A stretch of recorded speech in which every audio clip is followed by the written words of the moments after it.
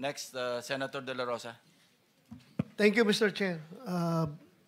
Nakiusap sa akin si Senator Maculita, mag-swap kami ng time slot. So I yield the floor to That's an option that you can exercise. I Thank yield you. the floor to Senator Maculita, Mr. Chair. Marcoleta is recognized. Thank you. Thank you, Mr. Chair. Mr. Chair, I am going to consume my time by making a disclosure. Kahapon po, mga pasado po, 2:00 ng hapon, tumawag po sa akin si former Congressman Mike Defensor. Tinanong ko po kung ano ang kailangan niya. Meron daw pong isang tao na matagal na po niya kung gustong kausapin para sa isang paglalahad ng kanyang nalalaman tungkol po sa ating iniimbestiga sa committee ito. Sabi ko, madali ba yan kasi meron kaming session, mag-uumpisa yun ng 3:00. Sandali lang ito, sabi niya, kasi nandito lang naman kami rito sa may Golden China. Ito pong restaurant malapit sa atin. Mga 5 minuto lang po siguro mararating natin. So ako po ay nagparaya at pinuntahan ko kung sino yung sinasabi niyang tao. Kasi po meron na raw po siyang draft na salaysay na kung gusto ko raw pong makita. So Mr. Chair, ako po ay nagpaunlak para makita kung talagang meron ngang ganung tao at meron nga siyang gustong isalaysay. Nakita ko po yung tao at pinabasa niya po sa akin yung isang salaysay na nakaporma na po. Binasa ko po.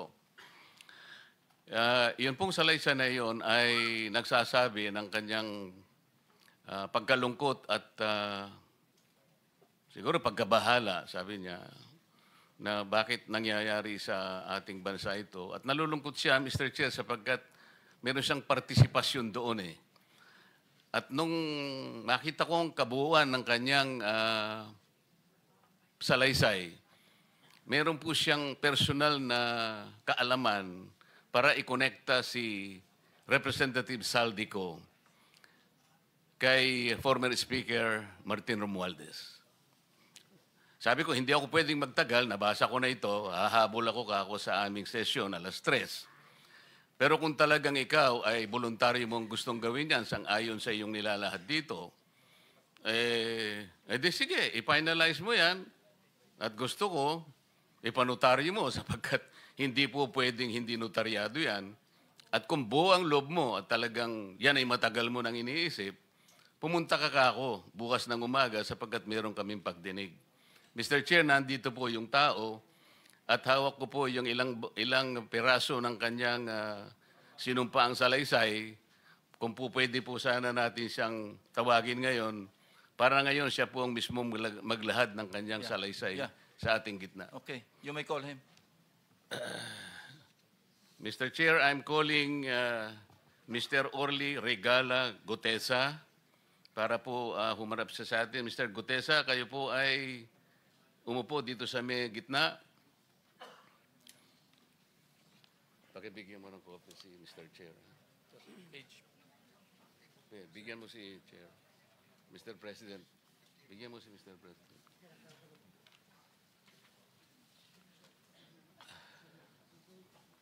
Manatili ka muna nakatayo kasi nunumpa ka.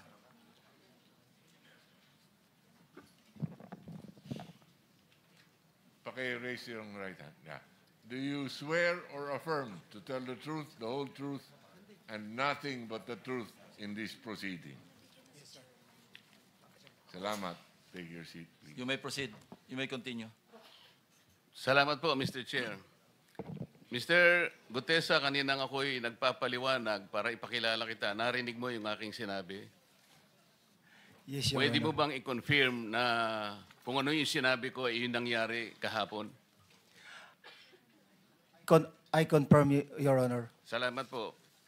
At ngayon po ay hawak ko nga ang inyong sinumpaang salaysay na nung draft ito ay binasa ko. Ganun din nga po at wala namang pagbabago.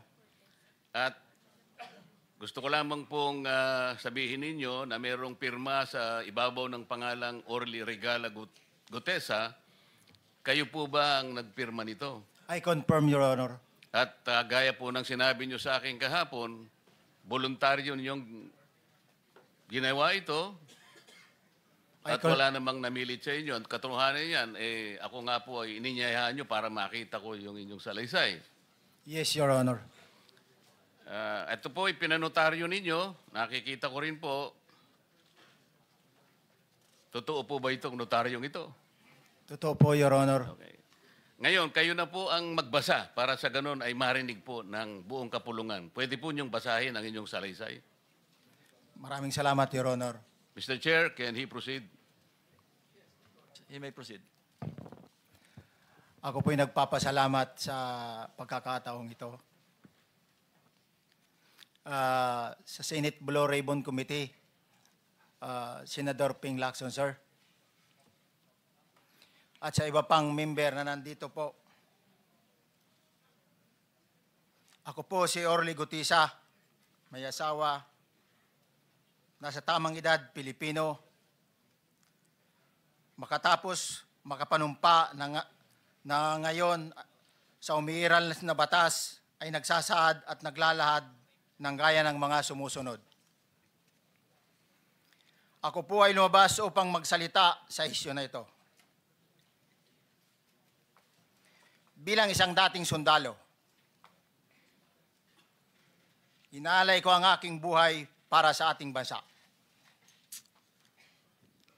Sa pagkakataong ito, nagdesisyon akong magsalita at maglabas dahil ayokong maging masama ang kinabukasan ng aking mga anak, apo ko sa darating na panahon. Ayoko pong naririnig ko at napapanood ko sa pagdinig ng Blue Ribbon Committee. At ngayon ko po napagdugtong-dugtong yung naging partisipasyon ko po sa anomalya at korupsyon na ginawa at lumalabas sa hearing na ito.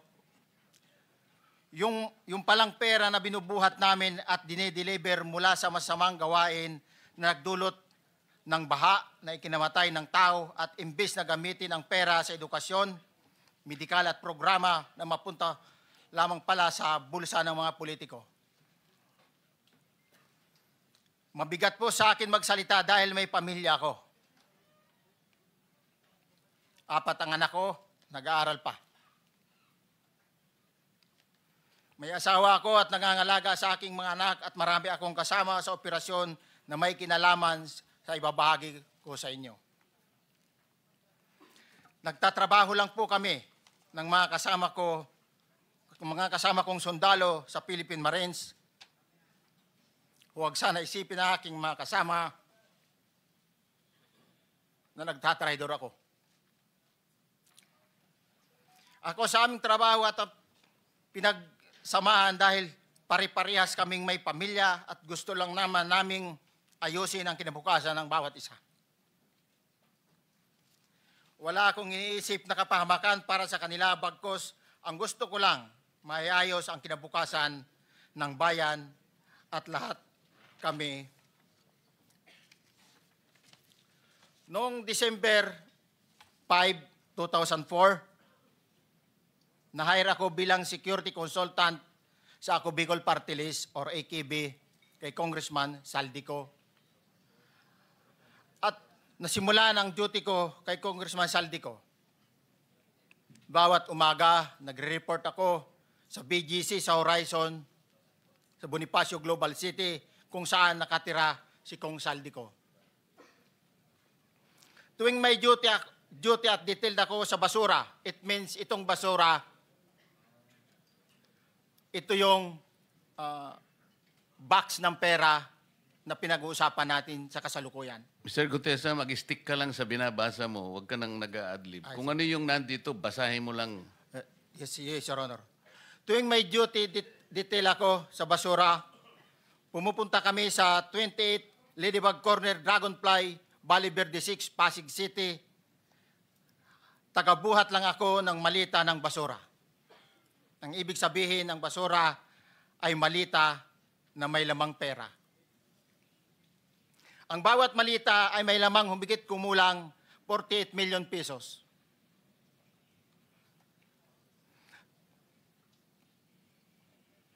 Ang bawat malita ay may post-it na nakadikit na nakasaad kung magkano ang laman ng bawat malita.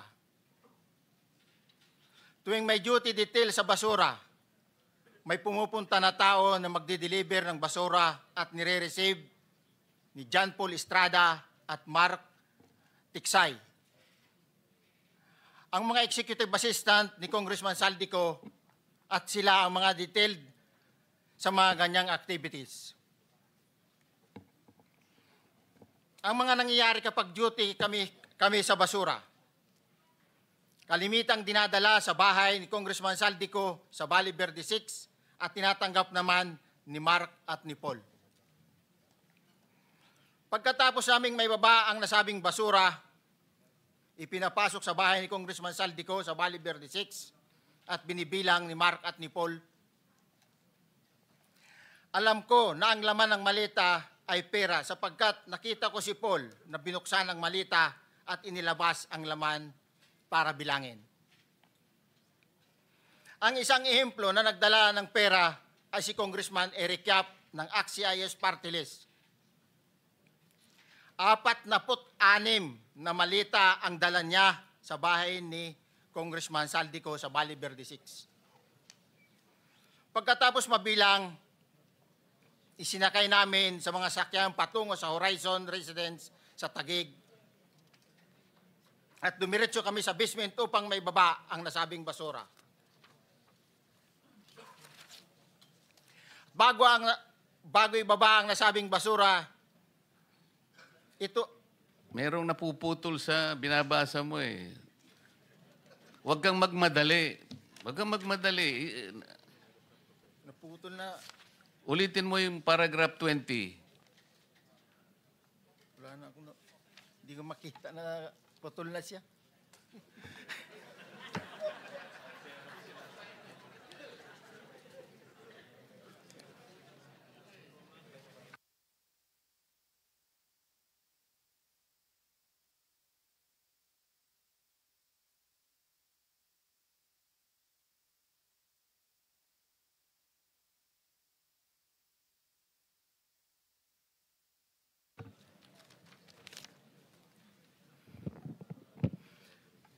Pagkatapos, mabilang ang sinasakay namin sa mga sakyang patungo sa Horizon Residence, Taguig. Pagdating sa Horizon Residence, dumidiretso kami sa basement upang maibaba ang nasabing basura at dalhin sa unit ni Congressman Saldico sa 56th floor sa nasabing lugar kung saan siya nakatira. Bago ibaba ang nasabing basura, ito ay bawas na. Halimbawa, nag-akyat kami ng 46 na malita. Ibababa lamang namin ay 35 malita para i-deliver sa bahay ni House Speaker Martin Romualdez sa 42 McKinley Street, Taguig. Ang labing isang malita ay naiwan sa taas ng 56th floor sa Horizon Residence. Humigit kumulang 3 beses ako mismo ang nag-deliver ng basura sa bahay ni Congressman Saldico sa Horizon Residence at sa mga bahay ni Speaker Romualdez sa 42 McKinley Street, Taguig. Mas maraming pagkakataon na nagde-deliver kami ng basura sa bahay ni Speaker Romualdez at sa bahay ni Congressman Saldico dahil iba-iba kaming mga nakadetailed na close-in, backup at advance party na nagkakaroon ng rotation. Sa huli, ako po ay nagnanais na mapasailalim sa Witness Protection Program dahil alam ko po nanganganib ang buhay ko at ang aking pamilya sa ginawa kong paglalahad na ito. Sa katotohanan na ang lahat ay nilagdaan ko, ang salaysay na ito ay kusang loob at walang anumang pamimilit at bunsod lamang ng hangarin matulungan ang ating bansa. Ito po ay nilagdaan ko, Your Honor. Thank you, Orly. Before you proceed, meron lang ako papakitang litrato sa iyo, no? i-confirm mo, kasama na rin si Bryce, kung yan ba si Paul na binabanggit mo. I confirm, Your Honor. Yun nga po, Your Honor. Siya po. Okay, so, yeah, for the record, andito po yung litrato nung binabanggit na si Paul. Ang pulyado nito.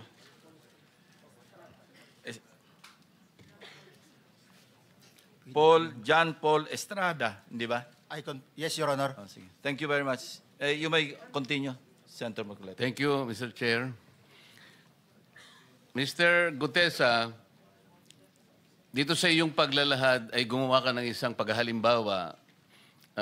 Inihalimbawa mo si Congressman Eric Yap, ngunit isang tagpo lang yun eh. Ikaw ay na-hire ni Representative Saldico, sabi mo rito, ay December 5, 2024 pa. Yes, Your Honor. Sa pagkakaalam mo, mga ilang beses kayong gumagawa ng bagay na ito. Ibig sabihin, yung pagdi-deliver ng pera, sa natatandaan mo, gaano kadalas ang pagdi-deliver? Kasi ang ginawa mo kanina ay isang example lang. Pwede mo bang ipaliwanag? Your Honor, minsan kasi pag-duty kami, ang actual ko na delivers talaga sa bahay ni Congressman Romualdez is 3. Tapos pag may duty kami, nagkakaroon ng detailed. Minsan namumonitor ko doon sa group chat namin, may basura tayo deliver. Minsan namumonitor ko siya is 3 times a week ang delivery doon sa Forbes, sa bahay ni Kung Romualdez. Yung pera minsan nanggagaling lang doon sa horizon sa taas, ibinababa. Tapos may detail lang na tao, namumonitor ko naman sa GC namin.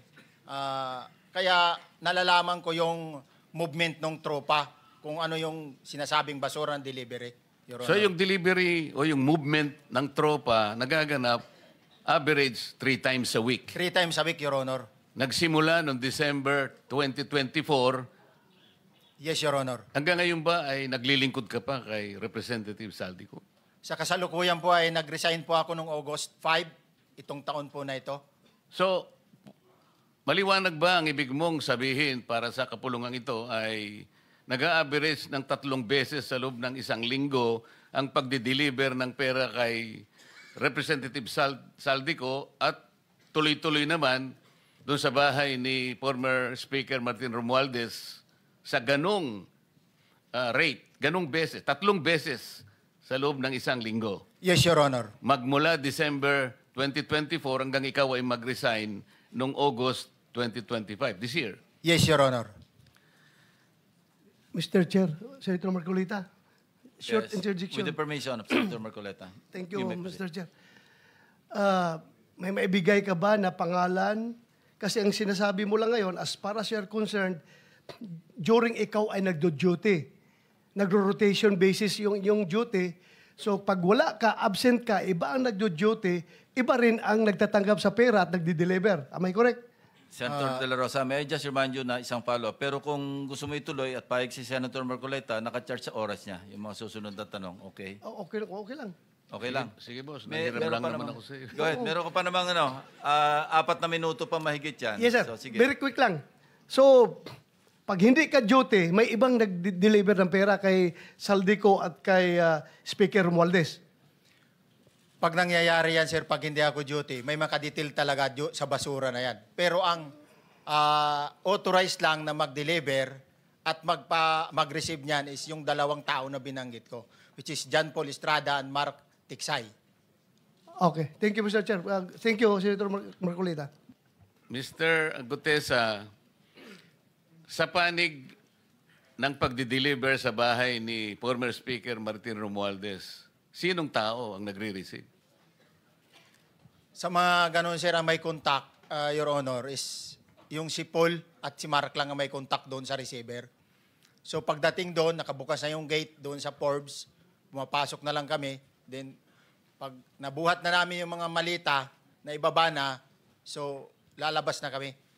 Wala na kaming Basta may deliver lang namin yung mga basura doon sa bahay, wala na kaming ano noon, Your Honor. Alin-aling bahay Yung ang 42. pinagdideliveran mo sa panig ni former Speaker Martin Romualdez? Yes, Your Honor, yung 42, yung dito sa may Forbes Park. Yun lang? Wala nang iba? Mayroon pa yung bagong nakaraan doon sa 19 Nara, yung dating bahay ni Michael Yang. Sa pagkakatanda mo, mayroon pang ibang lugar na kung saan nagdi-deliver kayo? Sa Aguado, dyan sa Malacanang. Aguado? Excuse me, Senator Marcoleta. Sino Michael Yang? Yung dating sa Pugo yata yon, Sa? yung dating sa Pugo. Yung Michael Yang. dating bahay ni Michael Yang. Dating bahay. Yes, Your Honor. Okay, thank you. Ibig mo sabihin, nabili ni Speaker Martin yung bahay ni Michael Yan? Allegedly, Your Honor. Pero paano mo alam na bahay ni Speaker yon? Kasi doon na nagde-deliver yung tropa nung hindi na nagde-deliver doon sa 42, Your Honor. Ngayon, sinasabi mo meron kayong chat. Nagagamit mo yung chat para ma-monitor mo yung rate ng delivery at kung sino-sino yung nagdi-deliver? During the time nung nandun pa ako, Your Honor. Mr. Chair, salamat po at baka meron pa pong Thank you. gustong itanong ating May mga kasama. papakita pa ako isang litrato pa, no? Identify mo lang siya. Sino yan? Mark Tiksahi, Your Honor. Meron pa ba nakakakilala sa kanya bukod sa'yo? Dito? Wala. Nabanggit kasi ni Engineer Alcantara rin dito eh. Sa salaysay mo noong September 23, sinasabi mo, hindi ko po siya na-meet during pagdadala. Ang tao niya po ay may alias lang na Paul at Mark. Na-meet mo ito si Mark, Engineer? Sa Valle Verde po, once lang po. So, kinukonfirm na si Mark Texa ito. Mark po and Paul, karaniwan po ng Okay, thank you. Thank you, Senator Marcoleta. Mr. Chair, may tatanong lang po